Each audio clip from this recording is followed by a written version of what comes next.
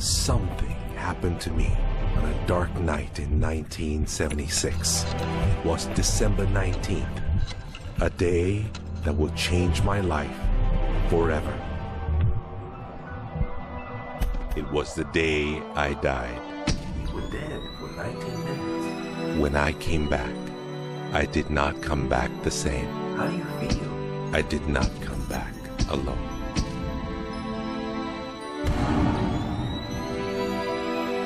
What seemed like days passed in 19 minutes.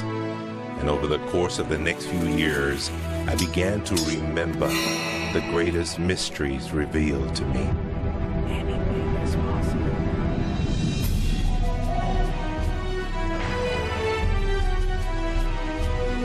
I discovered a secret beyond any secret. The sum of all secrets. My eyes have seen something. You have seen nothing. It's out there, and I will find it. You will find nothing. It's like Solomon's gold.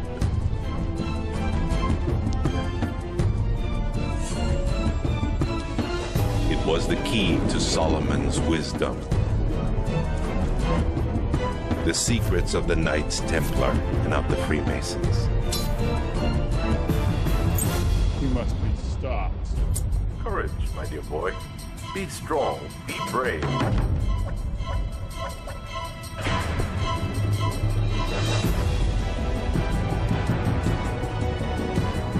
I challenged myself to find out everything I could. I found great teachers who knew this and began to seek them out.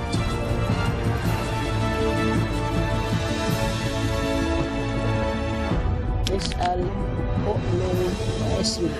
Ask, believe, and receive. I traveled the world, and the meta secret was revealed.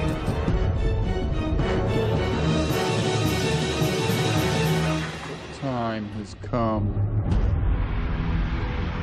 I became a messenger to deliver all that was made known to me.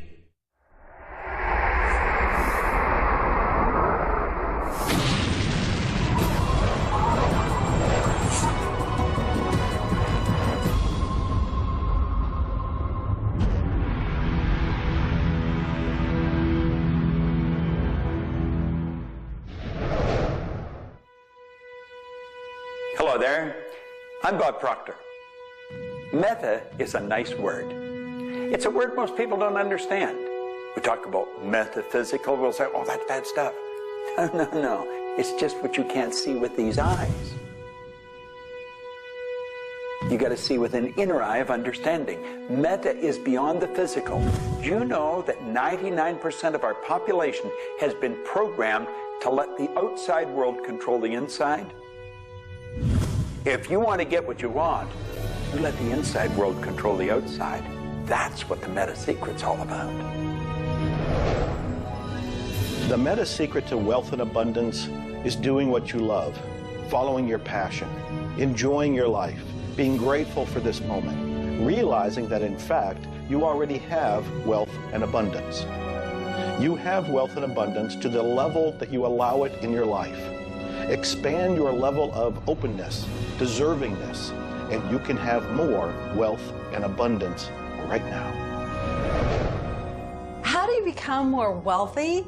You become more grateful. Studies here in the U.S. show that grateful people earn more money and are better at innovation. So the first step to becoming more wealthy is become more grateful. Find the good in your world right now, and you'll take a first step to become more wealthy. The meta secret to wealth is knowing exactly what you want and then being willing to pay the price to get it. Most people think that wealth just comes out of having this impression in your mind that you're going to live an abundant life. And that's an important piece of it, but it's incomplete. If you look at the word attraction in the law of attraction, the last 6 letters spell action, A-C-T-I-O-N. One of my favorite words is satisfaction. We all want to have satisfaction. And again, in Latin, satis means enough. enough action, satisfaction, enough action produces the result. You know, I've been very, very successful with the Chicken Soup for the Soul books, and everyone thinks, oh man, you were lucky, you had this great idea. And we use the law of attraction. We visualize and we put up posters around our office that simulate a bestseller list with our name #1. We visualize bookstore windows full of Chicken Soup for the Soul books, all of which came true. But there's a asking and a believing and a receiving, the 3 steps that I think of in the law of attraction. And the second part of believing is taking action. Because if you believe that your action is going to pay off, you'll take the action. So believing doesn't just mean like sitting there going, I believe I can be wealthy. It means doing the things that produce wealth. The key to abundance is to act in spite of fear, act in spite of doubt, act in spite of worry, act in spite of inconvenience, act in spite of uncertainty, act in spite of anything. If we're talking about metaphysical, we're talking about beyond the physical. So what we've got to do is go inside. We have been programmed to live from the outside in. We're letting what's going on outside of us control what's going on inside. If we're going to get into the meta side of our own personality, we've got to get away from this physical instrument we've got and move into the higher side of our own personality. And start to understand that we live simultaneously on 3 planes of understanding. And we work from a higher to a lower potential. If you're working with electricity, any electrician, any engineer will tell you that you have to work from a higher to a lower potential. If you go contrary to that, you're not going to get any use out of the electricity. Well, when you're working with the mind, you don't start with the physical and work up. You start with thought and work down. Thoughts are of a spiritual nature. Spirit's omnipresent. Where's thought? Thought's omnipresent. 100% evenly present in all places at the same time. I can be underwater and think. I can be in an airplane and think. I've had the pleasure of working with a couple of the astronauts that have been on the other side of the moon, and they could think. Not only could they think on the other side of the moon, they could transfer their thoughts to somebody here on Earth. It's just a form of telepathic communication. You know, it's been said that if you build it, they will come. I think if you build it, and you build something with true excellence, and you distinguish it in the marketplace, and you come up with a selling proposition, and you are aggressive in your marketing to the world, it's possible that people will come. But it's not inevitable that they will come. And sitting around passively visualizing things is not likely to get the world beating a path to your door. My meta secret about wealth ultimately is you've got to create a lot of value for a lot of people. And if you do that, you will bring a lot of wealth back to you. So by giving service and giving that which helps other people improve their lives, brings joy to them, brings service and products to them, if you do that and you keep expanding that, always be thinking about expanding your service to others. And if you do that, wealth is a foregone conclusion. First thing, quit listening to what everyone else is telling you what to do. And start paying attention to what you want to do. You see, I can look back with my memory, and I can remember going and saying, Mom, Dad, or to the teacher, I want to do so-and-so. And they'd say, now, how are you going to do that? See, what they didn't understand is I didn't know how to do it. But neither does anyone know how to do the things they want to do when they first think of it. You don't have to know how. You know, 2 young bicycle mechanics from Dayton, Ohio, in the United States of America, introduced us to a new kingdom. They were the first ones to fly in airplanes. The whole world believed that you couldn't do that. Anything heavier than air is attracted towards the center of the world. You can't fly. But they wanted to, and so they did. Well, clarity to me is a very different concept than I think a lot of people. The first thing I want to know is, what do you think you're trying to accomplish? The next thing I want to know is, why are you trying to accomplish it? The next thing I want to know is, if you accomplish it, what do you really think is going to happen in your life?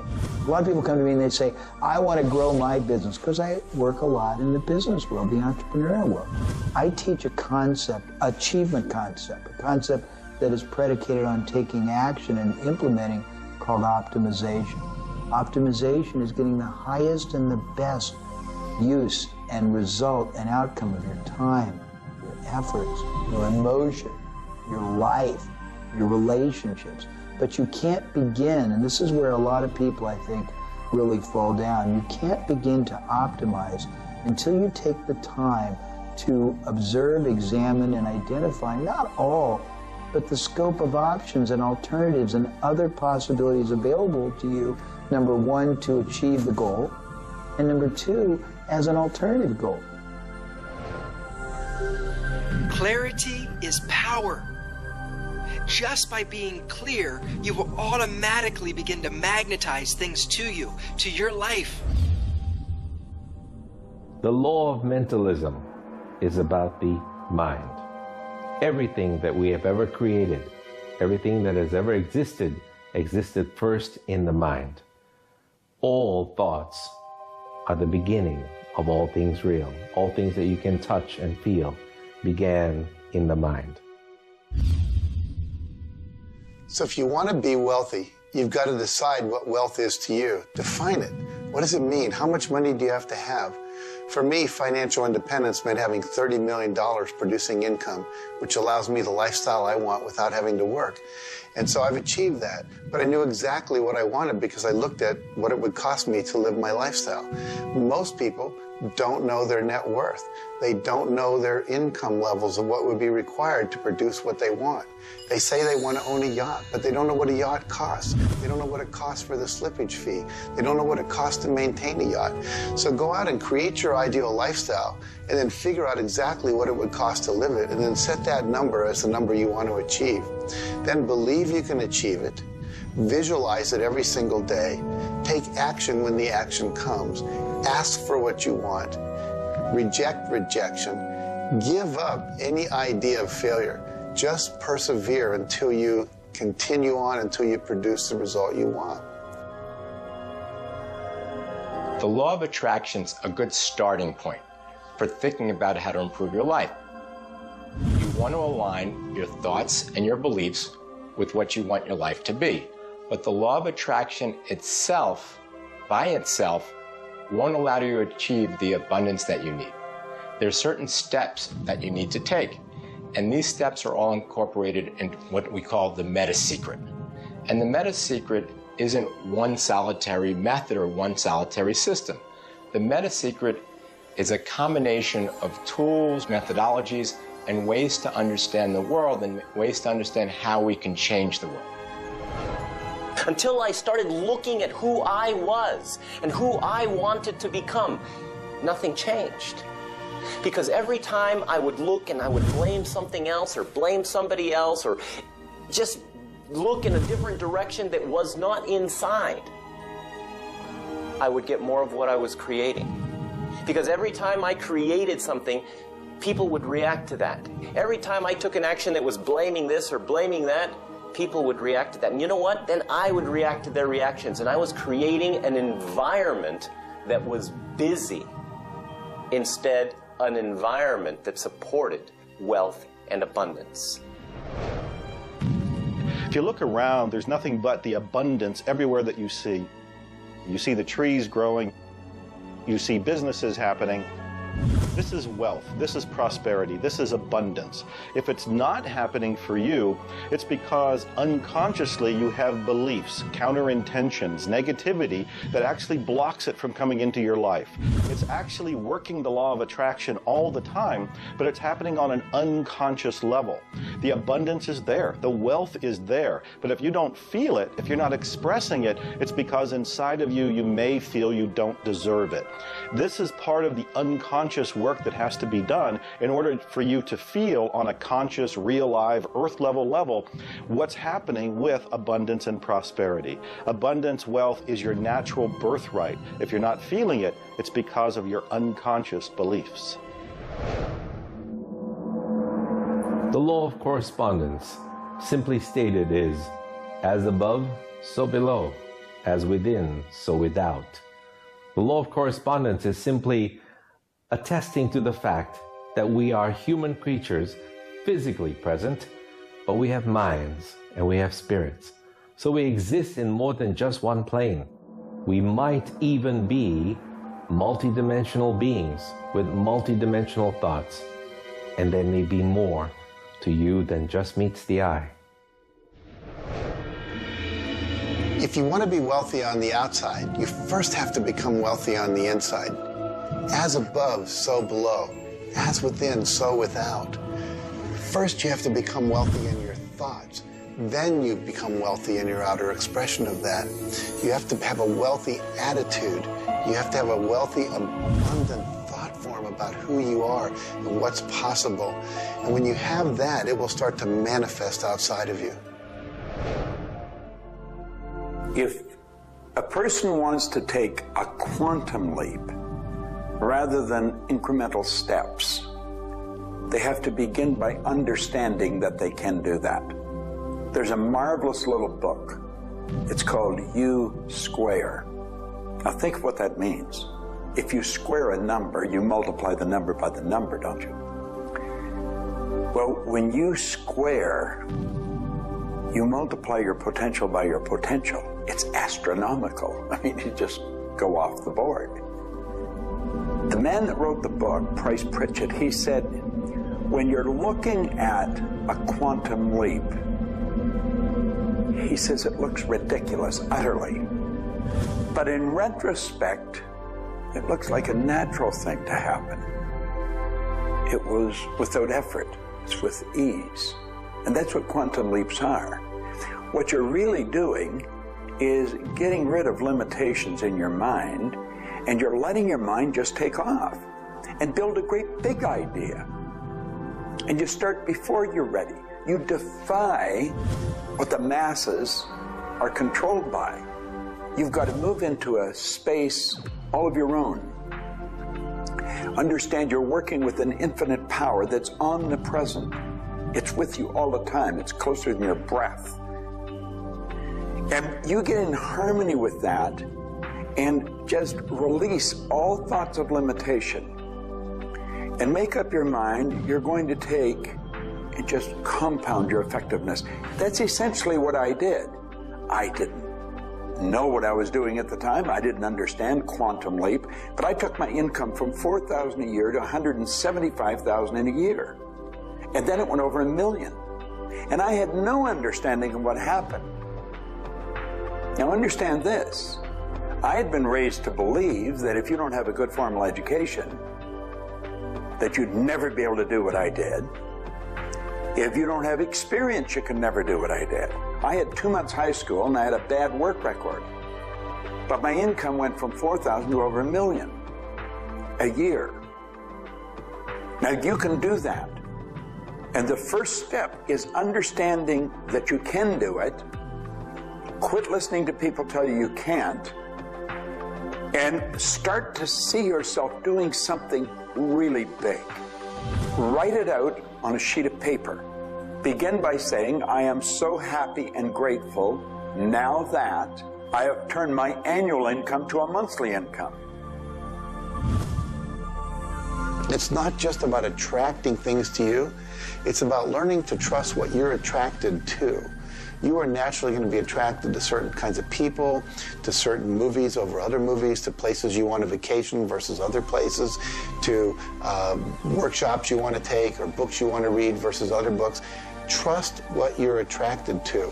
It will take you where you need to go, and it may not always make sense to you. I remember going to a seminar, and there was a woman teaching about how to triple your income in a year. And at that time, I was probably more like a hippie than I am the entrepreneur that I am today. And my wife, who was against making money at the time, thought it was evil when you should be into total service and all this. She said, I can't believe you're going to that workshop where they're going to teach you about how to make all this money. I thought you were more spiritual than that. I said, honey, I don't know why. I'm attracted to that workshop. I'm going to go there. So I sat down. The woman next to me, we started talking. It turns out she was a veterinarian. And it turns out that our cat had feline leukemia at the time. And I started talking to her about that. And she said, well, I'm the world's expert on feline leukemia. And I said, well, I've heard there's no cure for that. She said, no, there actually is a cure, and I can teach it to you. And so she called my veterinarian, told him what to do. My cat lived for many, many more years than the local vet thought it should. But see, I was trusting my attraction to go to that seminar, and it led me in a path that saved my cat's life, which was not where my conscious thinking was, but it was a very important goal to me to keep my cat alive. Those kind of things will start to happen. Most people are uncertain about something. They're uncertain about their next step. Here's your message. Do it. Do it. Whatever you're uncertain about, do it. Take the step. You will learn so much more. You'll get so much further faster by actually getting in the game than doing it, than thinking about it forever. One of my sayings is, one step in the right direction is worth 100 years of thinking about it. The law of correspondence, the law of mentalism, and the law of vibration all combine to help you understand that the notion of wealth is arbitrary.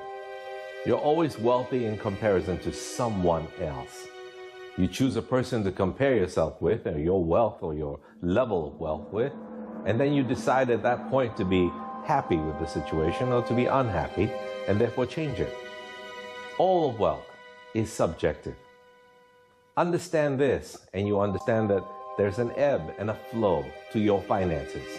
The more comfortable you are with how you interact with the world, with the value you give in the world, with the service or the product that you give the world, then you begin to realize your place in the world. And by realizing this, you participate in the abundance that is all around you at every moment and at every time. It is all yours. From the beginning, it was yours. Until the end, it will always be yours.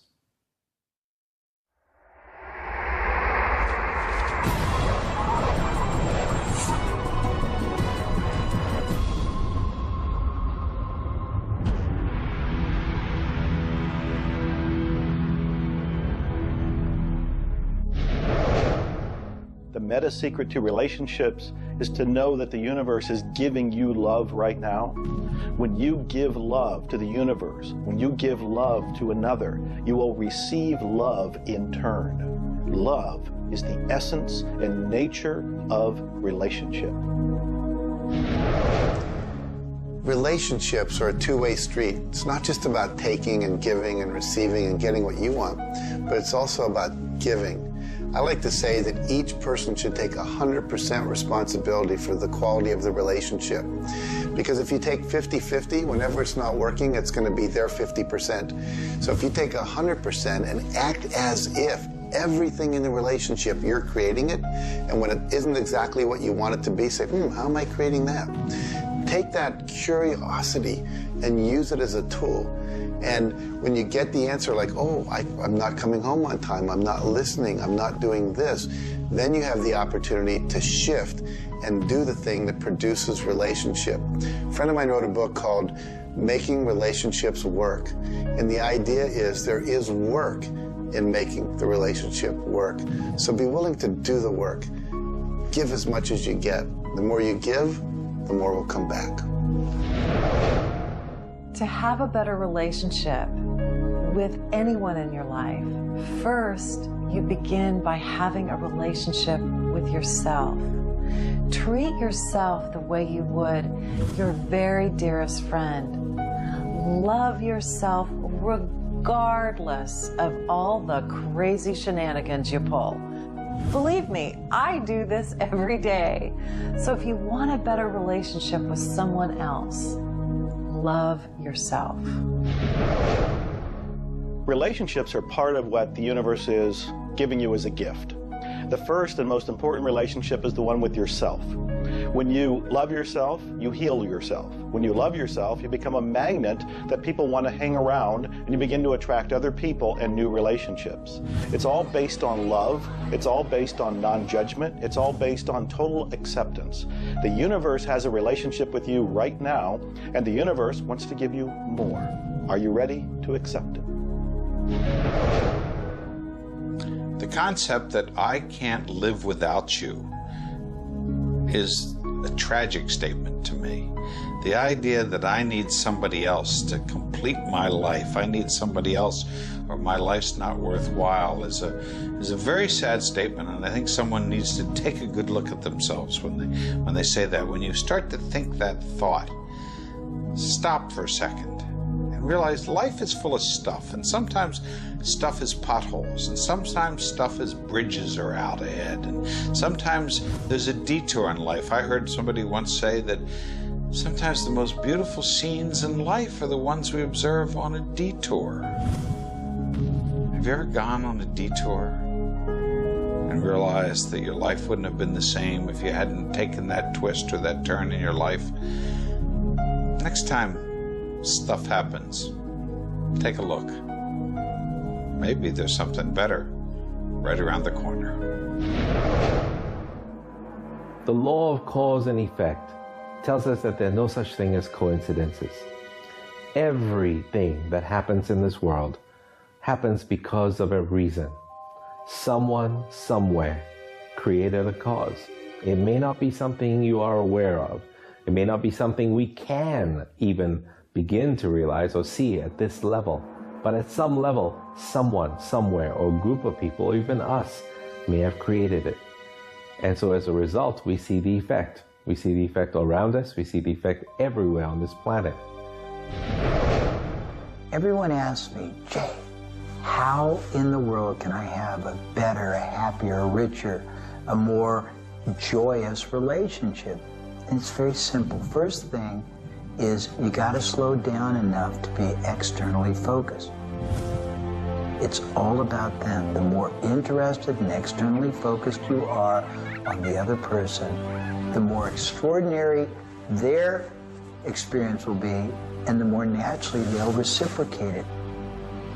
The second, and you're watching me, and I've got a serious side, and you know that, but you got to get in touch with your childlike sense of curiosity, of innocence. The third is you got to be in the here and now, and that's so trite and said so often, but being in the here and now means connecting deeply and being aware of what people are saying and looking at them and being responsive to their feedback and their mannerisms. And the last thing, and the easy thing, is to, again, as I said earlier, enjoy the process. We are so busy, so stressed in our life, trying to get from one thing to another, trying to multitask, that the greatest way to have wonderful relationships is to commit. Commit, not just the time, but your being to being there, to connecting. For me, the meta secret to relationships is to be the person you're looking for. Whatever it is you're out there looking for, be that and give it away. If you're looking for someone who's loving and kind and compassionate and generous, you need to be loving, kind, and compassionate and generous. Whatever it is you want, you've got to be that and express that out into the universe. And whatever you express out is going to come back multiplied.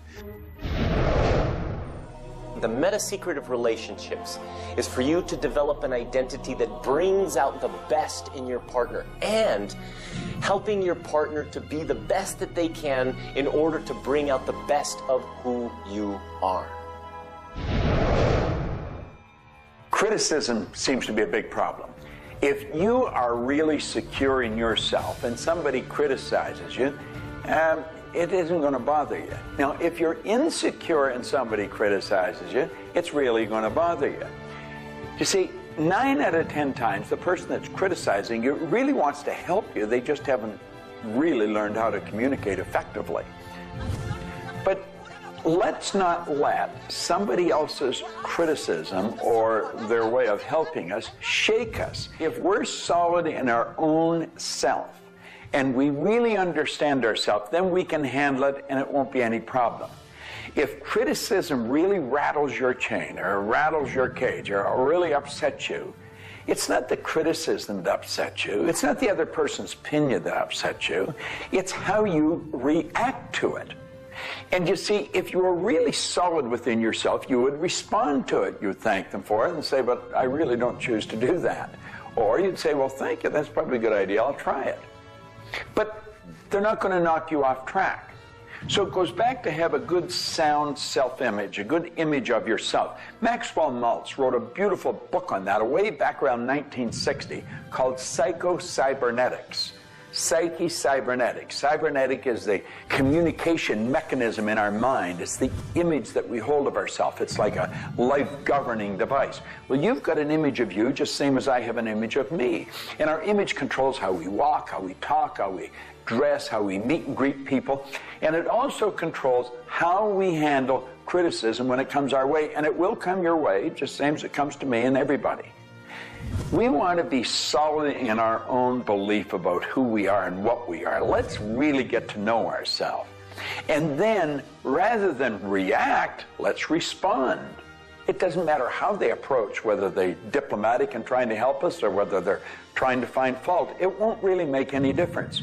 We will listen to what they have to say, listen to it, and then we'll either accept it or reject it, but it isn't going to affect the relationship with the other person one bit. There is masculine and feminine in everything.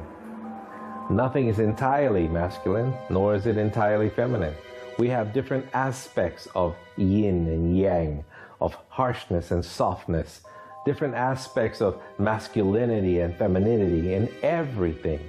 If you take a look at life and see it all as a combination, see how we are always living in combination, then you begin to realize and to also appreciate the law of gender. Relationships are about communion, taking our life and making it sacred through connection with another human being. So communion and making sacred is what relationship is all about. You know, there's a lot of lonely people around. And if you're lonely, I'm going to let you in on a secret. You're always going to be lonely until you become friends with yourself.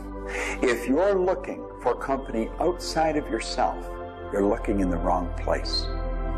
You want to go inside.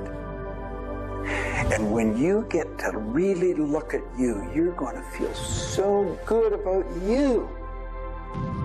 You're going to love yourself. Now, you see, as a little kid, you were probably taught, don't love yourself, that's conceit. I know I was, and most of the people I know. That's not conceit. That's a healthy, conscious awareness of who we really are. I'm not talking about an ego trip. I'm talking about really becoming acquainted with yourself. You've got to build a good relationship with you, or you're always going to be lonely. When you get angry, look at it as, okay, this is a gift. I need to release something here. And in that process, relationship becomes a school for growth instead of just like it's someone that's going to please me. Look at how can I serve them and how can I learn from them, as opposed to how can I manipulate them to give me all my needs met. If you do that, you're going to end up with a much better relationship. If you're in a relationship where you're not experiencing full love, the way to change it is not by changing the other person. It's by changing yourself. You look within yourself and you start to feel grateful for everything about you. As you change your relationship with yourself, magically, the outside relationship will change as well. You will suddenly see it transformed. You will suddenly see that there's love in that relationship with that other person. But you don't change the other person. You change you. A lot of people spend valuable time in their life focusing on the past. I could probably spoil your week if I reviewed the first 26 years of my life. My life was a mess. And you know, at the end of 26 years, imagine living for 26 years and looking at yourself, you're unhappy, sick, and broke. I had a guy look at me and he told me I was one of the most miserable people he had ever met. And he was right. I was plain miserable. He said, you're always sick. I didn't have a terminal illness or anything, but I was always backache, headache or something, and I was always broke. He said, why don't you change it? Well, as long as I kept focusing on what led me to this point, which was a bad trip, I was going to create more of the same. And he said, let it go. Forgive it. If you're looking for love and not finding it, it's no doubt because of a lack of forgiveness in some area of your life. This is true for all of us. You want to look in your life, look at your past, look at all of your relationships, and ask yourself, where have I not forgiven? Myself, my parents, my siblings, my neighbors, my relatives, my business partners, where have I not forgiven? When you go and forgive, you release the energy that allows the law of attraction to bring new love and new relationships into your life. How do you do this? You look and ask yourself, where have I not forgiven somebody? Somebody's going to come to mind. It could be you. The second thing you do is say, can I forgive them? Can I forgive myself? Whether you say yes or no, you move to the third part of this, and you start to wonder, what made that person act the way they did at that point? What made me act the way I did at that one point? And you start to go deep into understanding the psychology of behavior, and you realize we're all doing the best we can, yourself included. At that point, when you can forgive yourself and you can forgive these other people, whoever it might be, for whatever may have occurred, when you forgive them, you release all of the energy that's been stuck psychically within your own mind and your body and your soul. And when that releases into the universe now has an open pathway to return to you new love, new relationships, new blessings. It all begins with forgiveness, and you can do that right now. When we talk about love, we're talking about the greatest word in the world. Leadership is a great word, but no word compares with love, because without love, you're dead. There's life in love. There's forgiveness in love. There's really everything. There's thankfulness in love. Now, the problem is learning where do we start, because we find sometimes in families there's no love. In marriages, there's no love. But we quit looking around and we start learning. It begins with me. And when we start learning, we're not too loving ourselves. And it begins with your learning.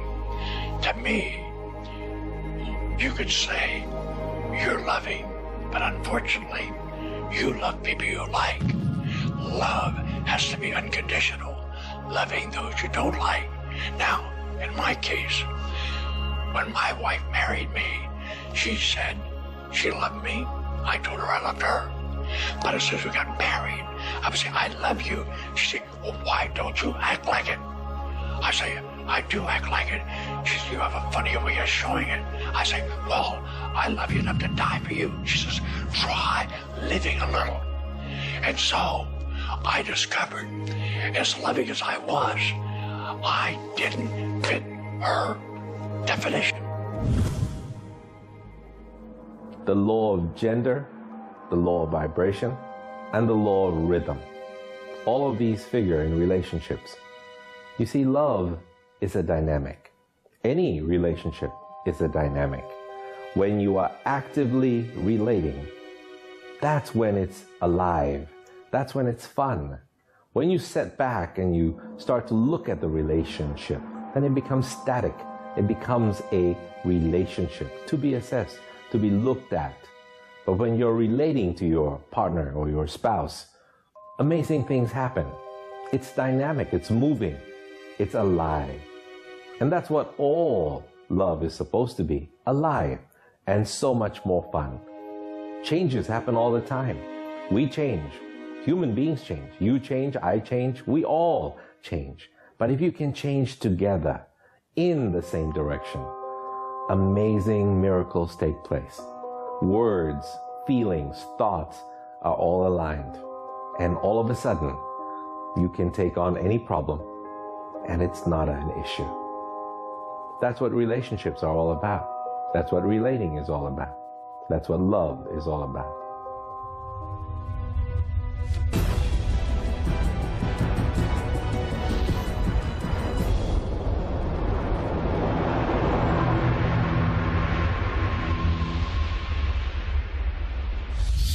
はじめに言葉ありき、すなわち、クリエイターなるものはやはり言葉、振動を用いて全てを設計されたんではないかと思うんですね。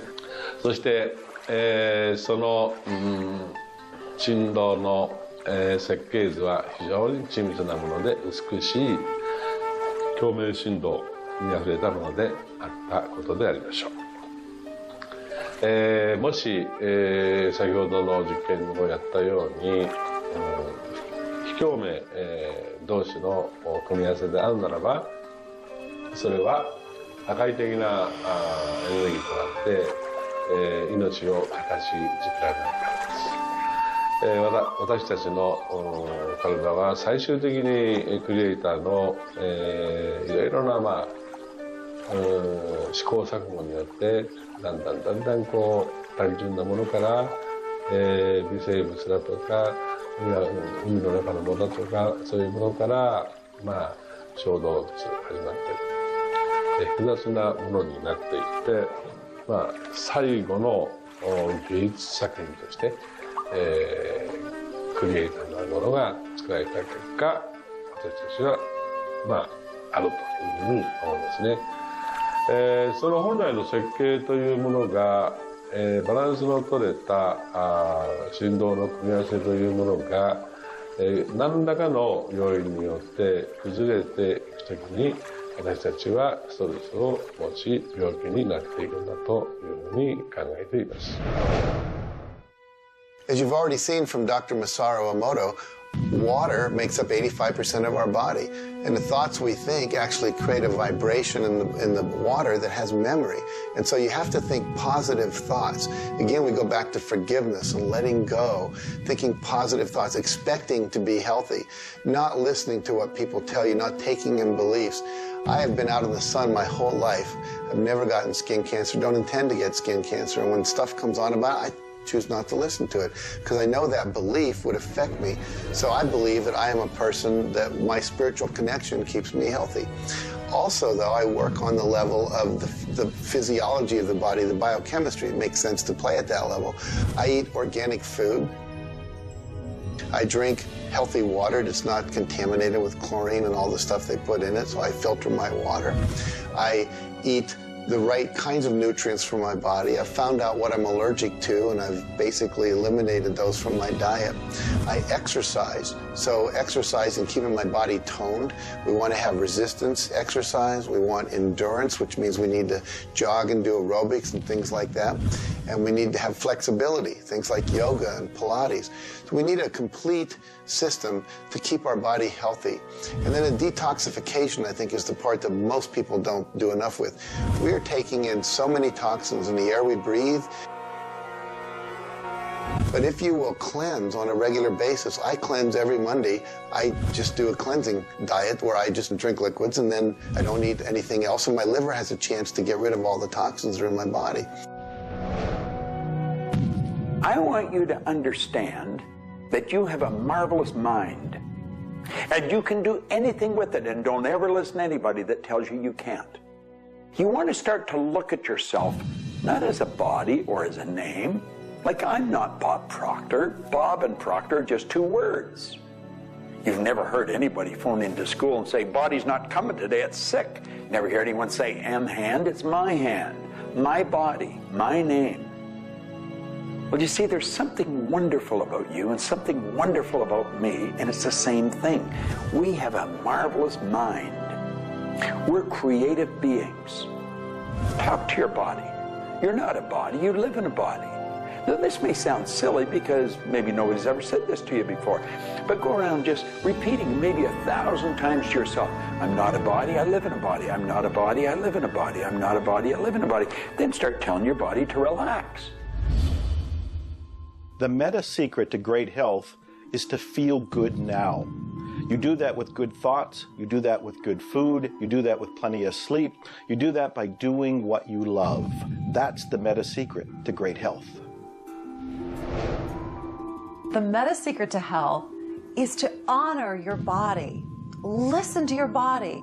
Are you tired? Are you hungry? Are you thirsty? Do you need time to play? Have greater health. Honor your body. Health. Not just physical health, not just eating the right things and getting exercise, but let's talk about emotional health. This means doing what you love, loving what you do, looking forward each day, researching, helping other people, giving back. This is the meta secret to emotional health. To me, recognizing the divine component in us has a twofold effect. On the one hand, it's incredibly humbling because how many of us really live up to being godly?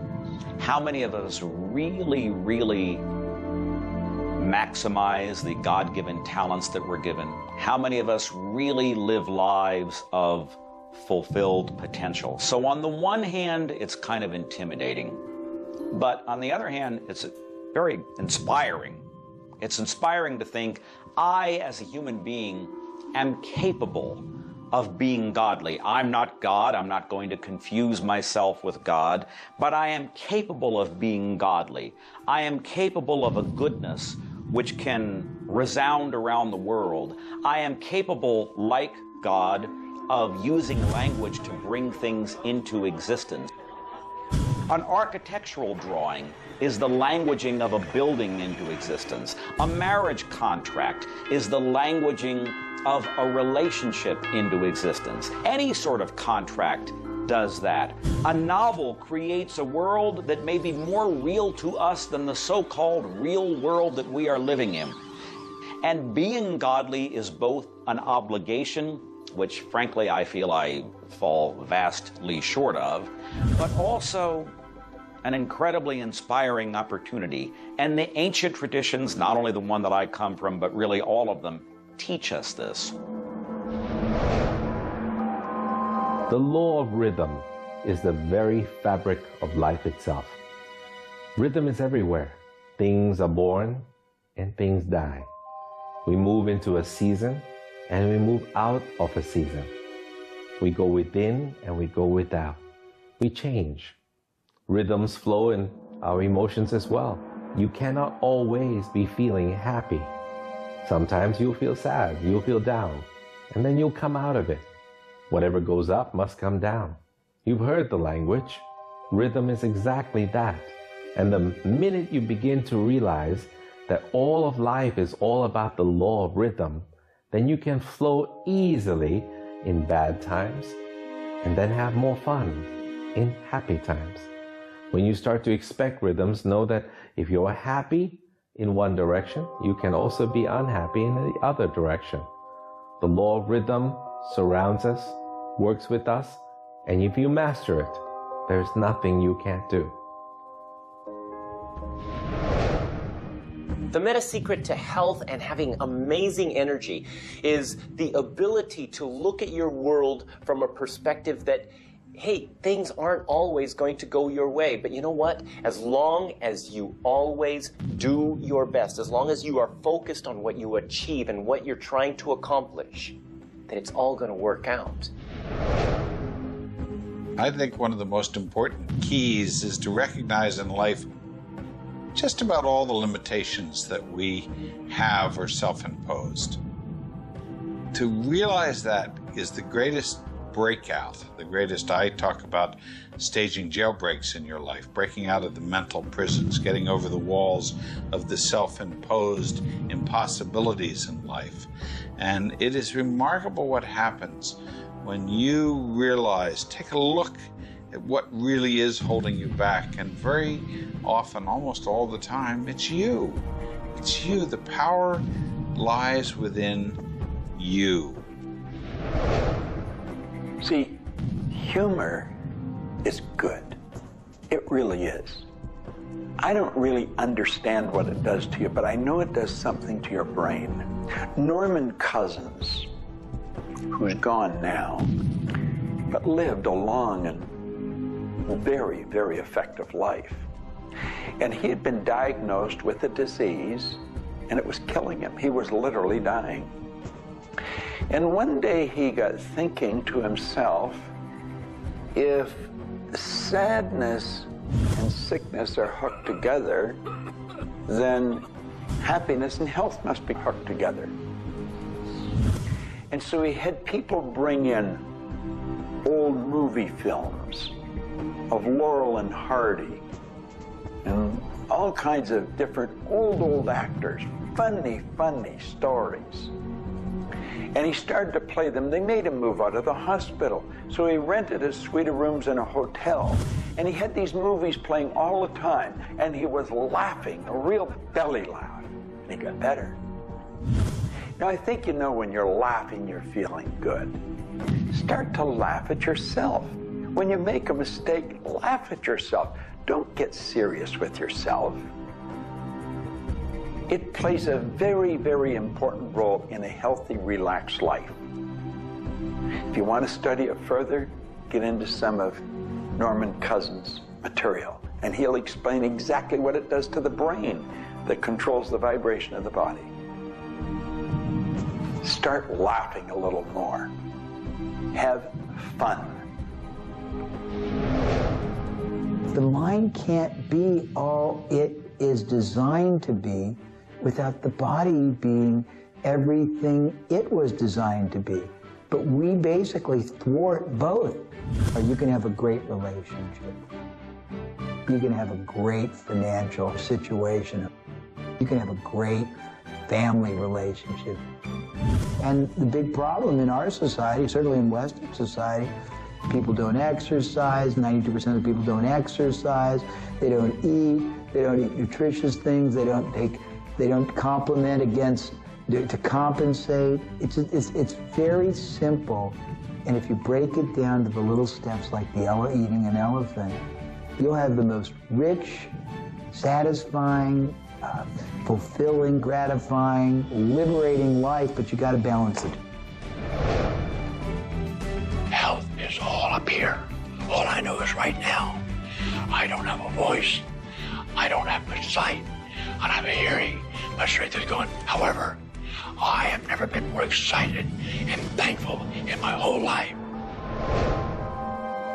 The law of vibration simply states that everything is in motion. Nothing stays static. At some level, even though something may appear as if it's not moving, its molecules are moving, its atoms are moving. Everything vibrates. Not just your thoughts, everything. Now, I do understand that disease cannot stay in a healthy vibration. It just cannot. I also understand you cannot turn disease into health, but you can release disease and recreate health. You see, your body is changing at the rate of millions of cells every second. And it's the thought patterns that you hold in your mind that control the vibratory rate of the body. Your brain is an electronic switching station. There's all kinds of material written on thought, on attitude, and on health. And I do know this. If you are suffering from a physical disease, quit talking about it, quit thinking about it.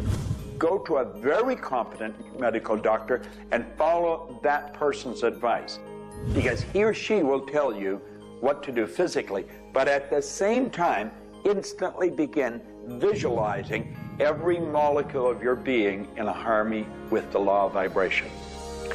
Now, I would have an affirmation that I would repeat.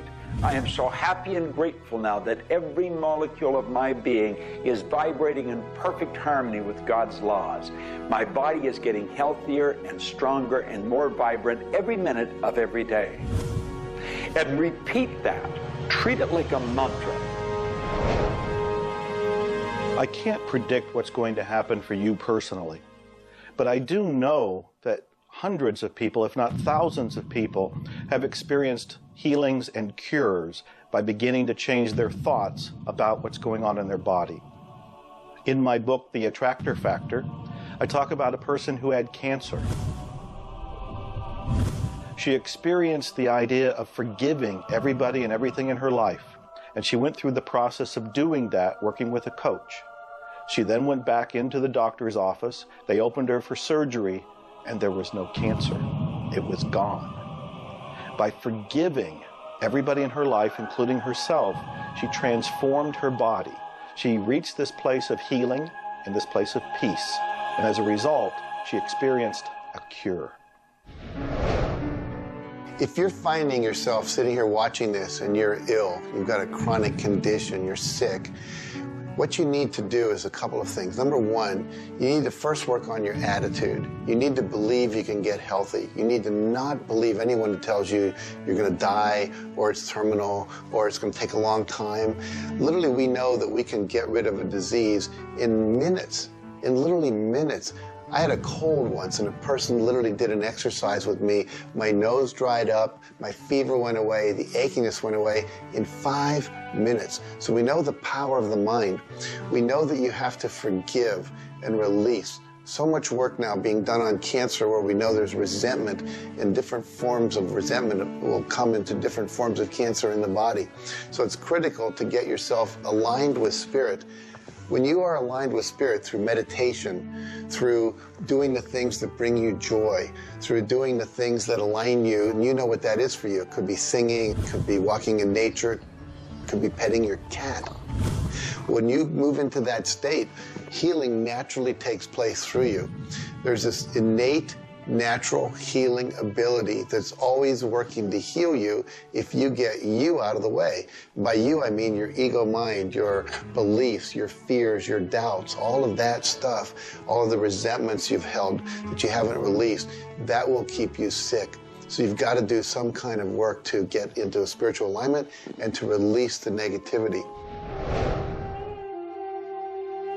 Emotional pain is very real. It's like sorrow and grief. Like grief comes in waves. It just sort of overcomes you and then it sort of fades away.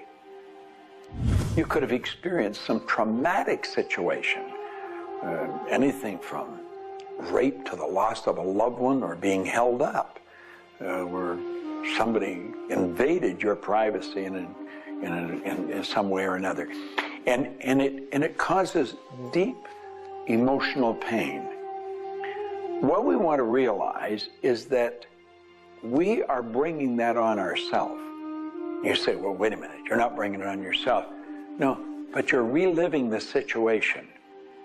We've got to separate ourselves from the incident, from the situation. We've got to realize that it's a very real part of life and attempt to separate ourselves from it and deal with it as best we can and then let it go.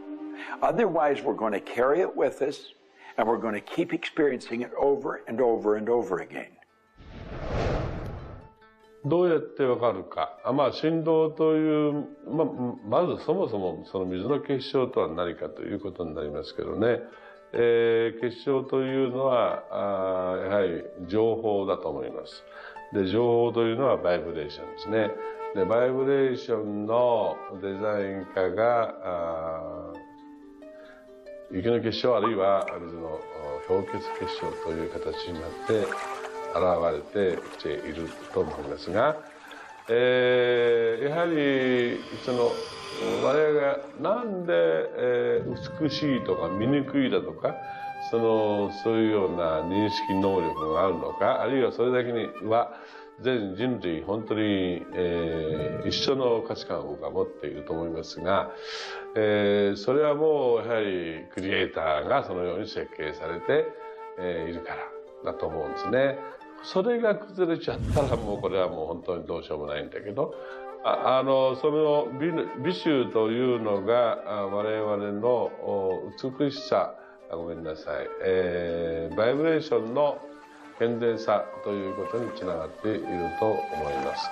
水は神が自分の意識あるいは意図をまんべんなくこの宇宙に伝えるためのキャリアとして、作られたものだと思いますね。ですから水が別の言葉で言うならば神の、一種のメッセンジャーということになると思いますね。それの形が大げさで言えば結晶という形で表されていると。で、神にとって、ふさわしくないなと思うような現象については水はやはり結晶的にノー、良いものはイエスという判断を示すというふうになっていると思うので、それがなぜできるのかということになってくると、これはまた僕にとっては来世の研究課題かもしれません。Stress is caused, in my opinion, when we take our power and give it to the problem. We want to maintain the power. I'm in control of me. The power is going to stay with me. I am not going to let the condition, the circumstance, or the challenge that I may be facing control me. You can make a decision right now that you are going to maintain your power and you're going to let everything outside stay outside, and you know that when you're in a totally relaxed state, the solution to problems come.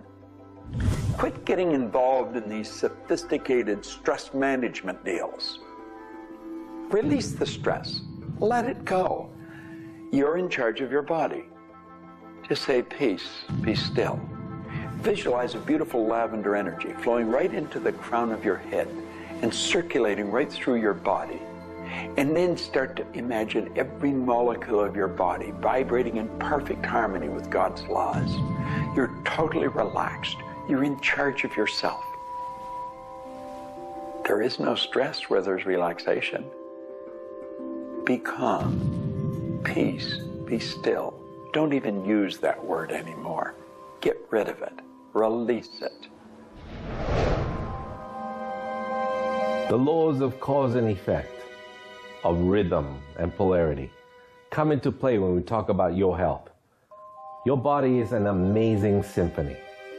Amazing miracles taking place on every part of your body.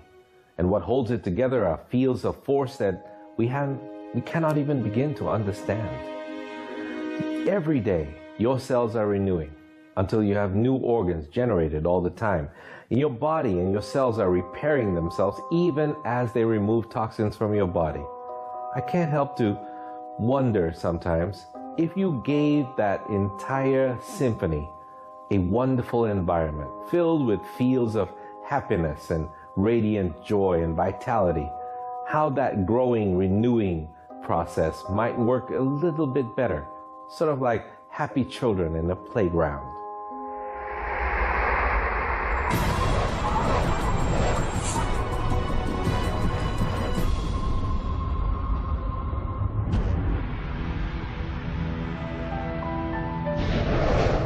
Here's the paradox of being human. Real happiness is only available in the moment. If you're brooding on the past or obsessed about the future, even if you're looking forward to something that could be magnificent in the future, it's not quite the same sort of anchored contentment that you get from really being in the moment. We human beings seem to be perpetually someplace else. That's kind of like one definition of the human predicament, the human condition. We are perpetually thinking about the past, the future, something to the right, something to the left, something else.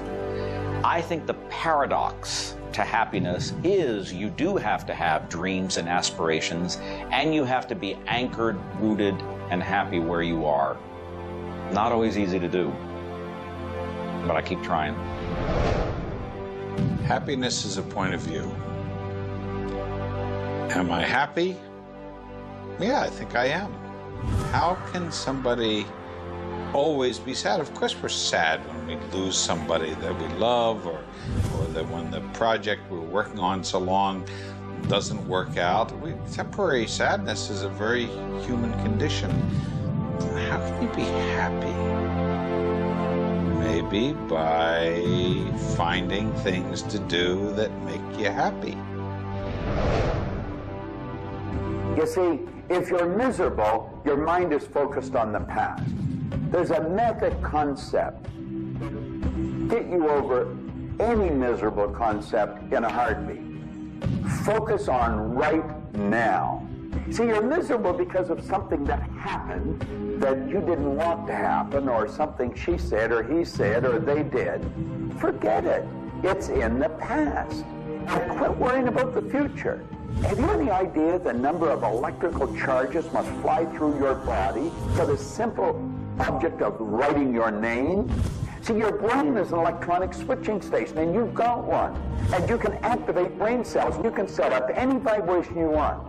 If it's a negative vibration, you're going to be unhappy. If it's a positive one, you're going to be happy. Every brain cell is a positive and a negative pole. Everything that you look at is going to be impregnated into cells in your brain. Now, you're either going to look at the positive or the negative side of it. What side do you want to live in? I choose to look at the good side of a situation. Put yourself in a good vibration. Think of the blood in your body. Do you know it circulates through hundreds of miles of passageway every 33 seconds? It carries all the food in and all the garbage out.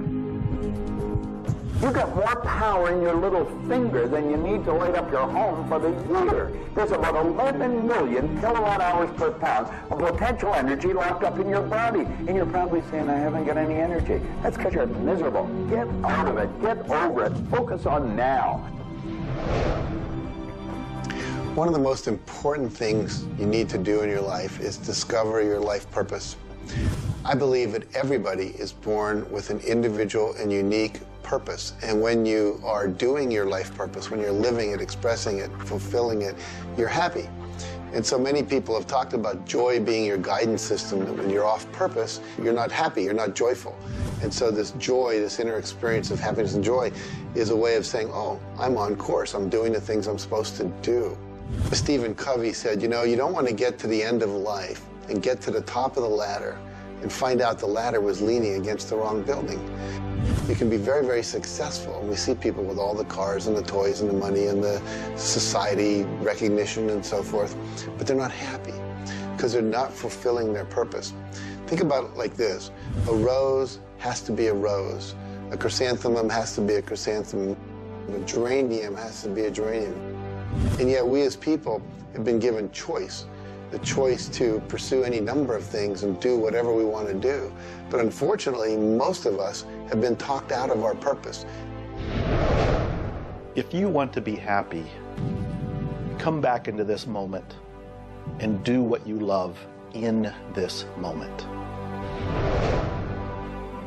You should absolutely work toward improving your life, improving the world, improving your relationships, improving your finances. Every sort of conceivable improvement at a micro or macro level should indeed be your agenda.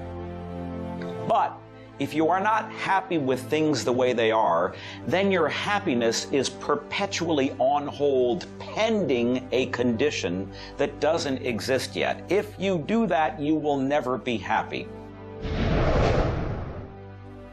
You have to realize that the point of power in your life is in this moment. People think about the future and they throw their power into the future. There is no future. When it gets here, it's called now. It's called this moment.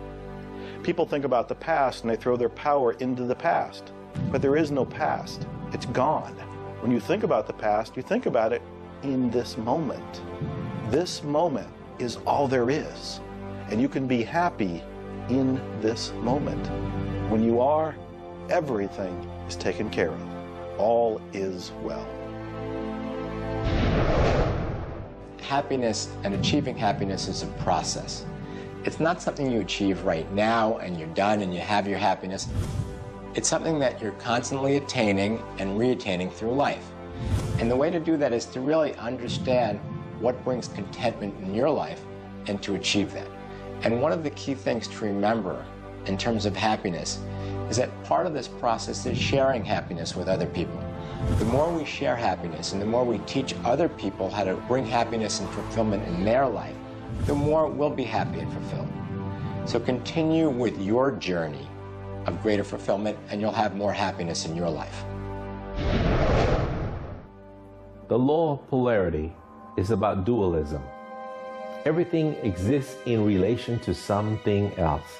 There is no person that's entirely good. There is no person that's entirely bad. There is no entirely hot or entirely cold. It's always hot in relation to something else that's colder. It's always colder in relation to something else that is hotter. We move in directions as opposed to moving in a static field. We always move from one place to another, from one thing that's more pleasant to something that's less pleasant, or something that's unpleasant to something that's more pleasant. There is a movement, and this movement exists because of polarity. Happiness is what you want, and happiness you can have right now. Why aren't you feeling happy? Why isn't anybody feeling happy? Because psychologically they use unhappiness as a motivator. They think by being unhappy, angry, desperate, frustrated, whatever the feeling might be that's not happiness, that it will whip them forward. It'll make them take action. And it's something that actually shoots themselves in the foot. Because when you are happy now, which is available to you right now, you know what your choices are. You can see what your decisions are to be, and you can more clearly decide on what to do next. It comes into really understanding something about ourselves. We should start at a very early age, and we should ask ourselves, who am I? You know, what really makes me tick? And get to know ourselves. We're in a hurry to get a car or build a business or buy a house.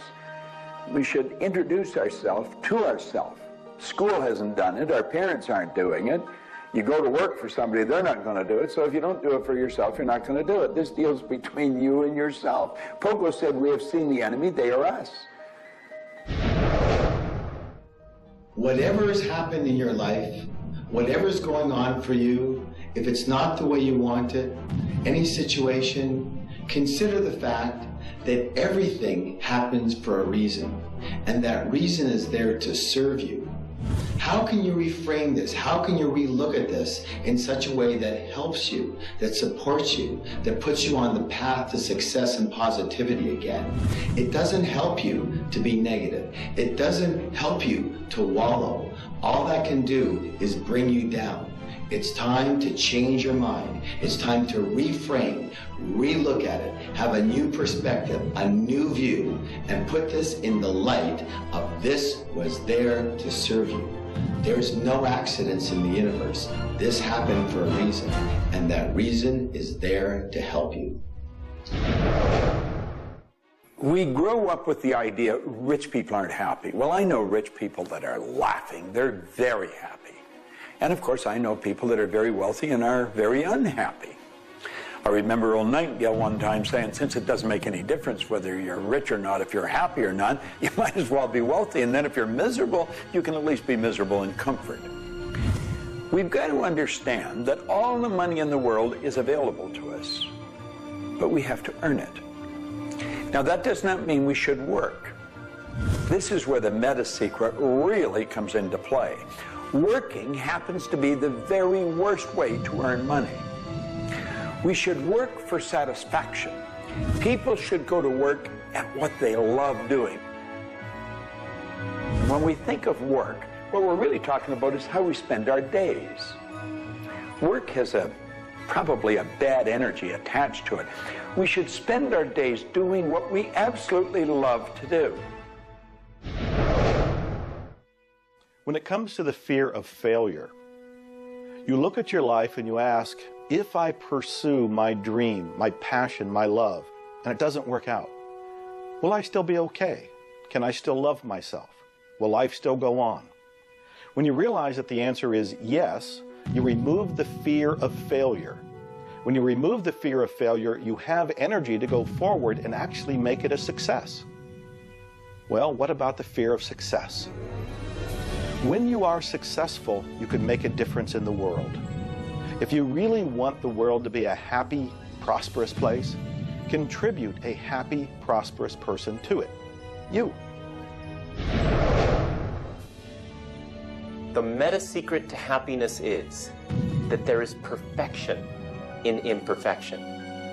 That when we accept our environment for what it is and the people around us for who they are, we can make a big difference. Happiness. What makes you happy? Everyone is not the same. For me, it's research. I love researching and writing and putting multimedia programs together. And this allows me to do something else that I love, traveling the world.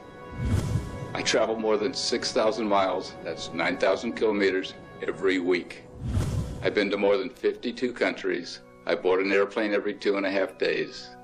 I've been around the world more than 16 times in just a couple of years. I enjoy that. Meeting new people, meeting new audiences, helping people. What makes you happy? That's what makes me happy. A key component to lift yourself out of depression is human connection.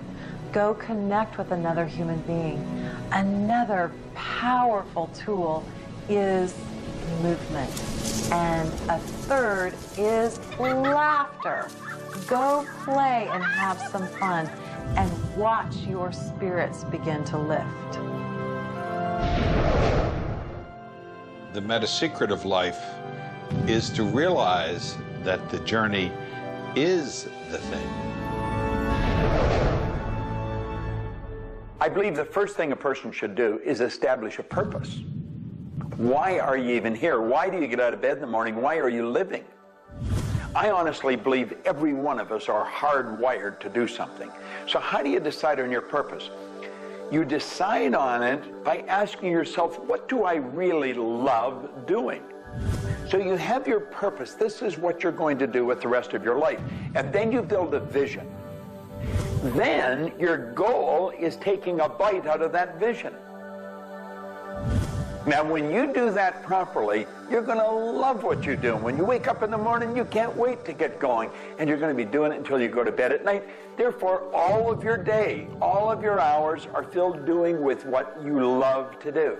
That's called living. Everything else is dying. See, there's a basic law of life. It says create or disintegrate.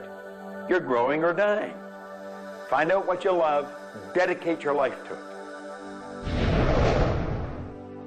Most of us, when we approach happiness, are looking for someone out there to make us happy, some event to occur, and then we'll be happy. If I get to the retirement stage, if I get my car, if my wife is nice to me, if my son comes home on time, then I'll be happy. The truth is, happiness is an inside job. It's a choice.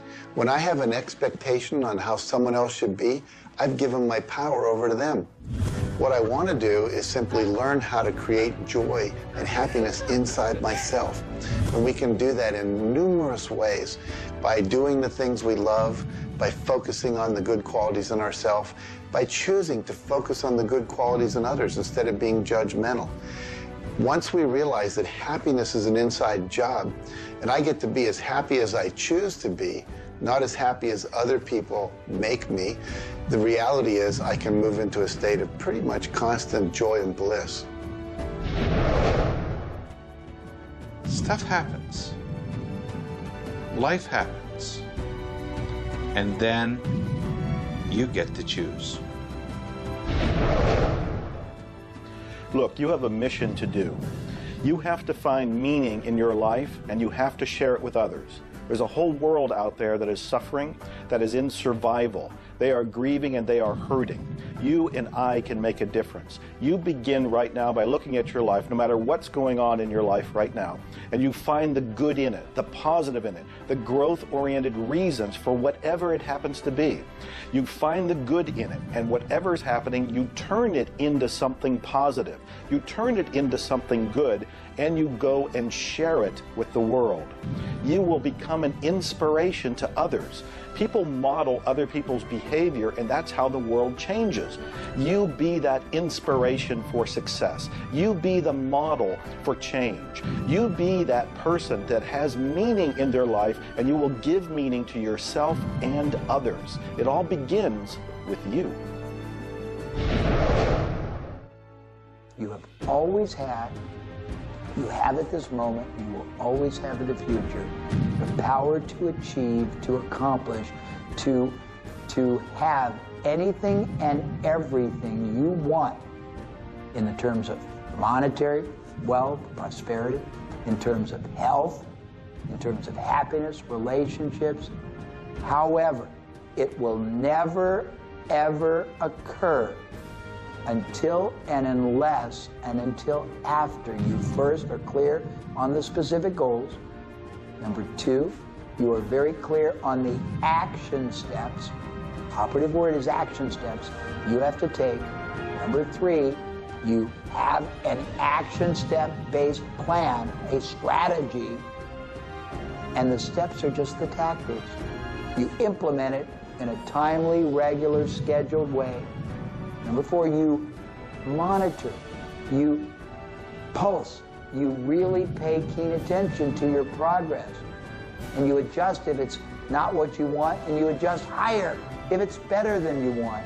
And number five, you focus on other people's benefit. You don't be self-consumed. You do those five things, the world really is your oyster. Do you know, you find people that are quite comfortable with what's termed uncertainty. The truth is there isn't any uncertainty. There's only the law.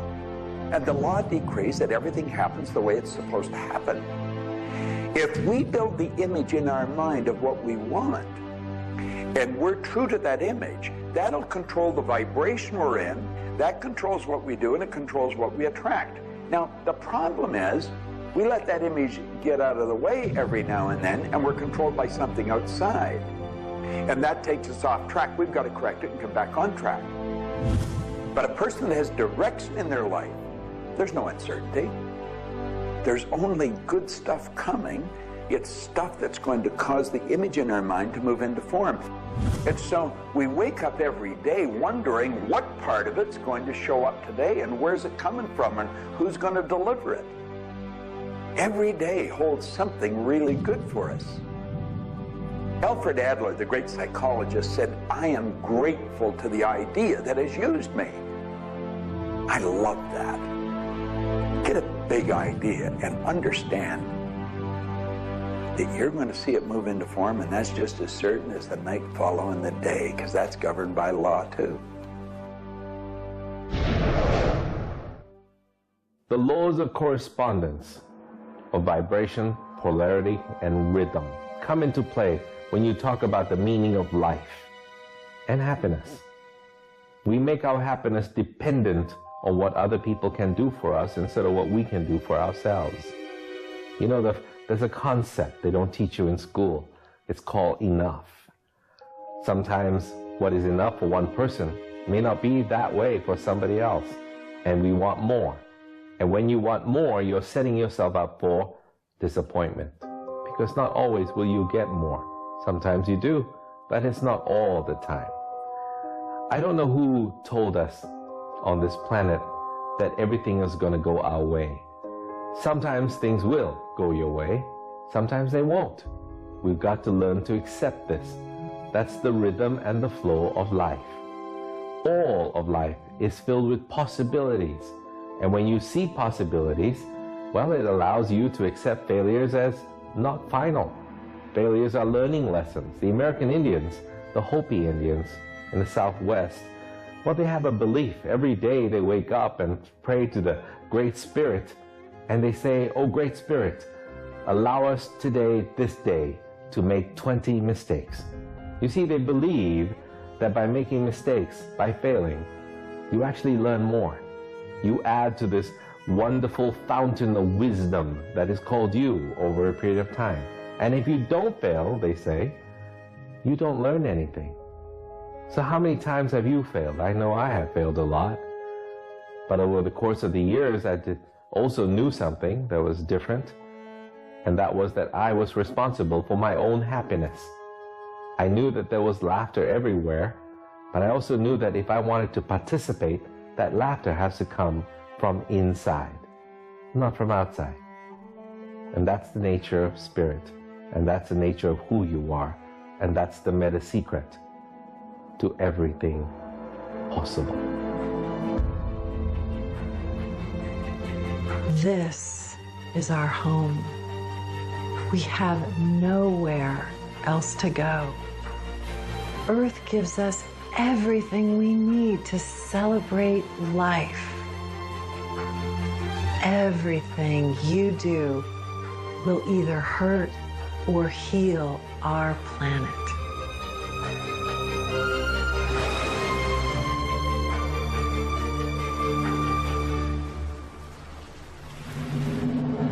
You were brought here to learn many lessons, to learn how to love who you are, where you are, and the people you surround yourself with. Just remember that you carry within yourself everything you need for the fulfillment of your life's purpose. You are the sum of all of your experiences, all of your choices, and you are a work in progress. You deserve more happiness, more love, more joy, more abundance, and especially more fun. Life was never meant to be a struggle. You were meant to participate in this grand miracle called life.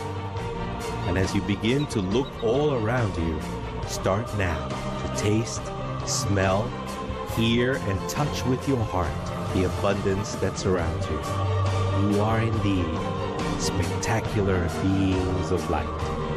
So if you want to know the meta secret to life, to happiness, live more, love more, laugh more. Change the stories in your head, and you can change the world. It's a short trip. Make it a good one.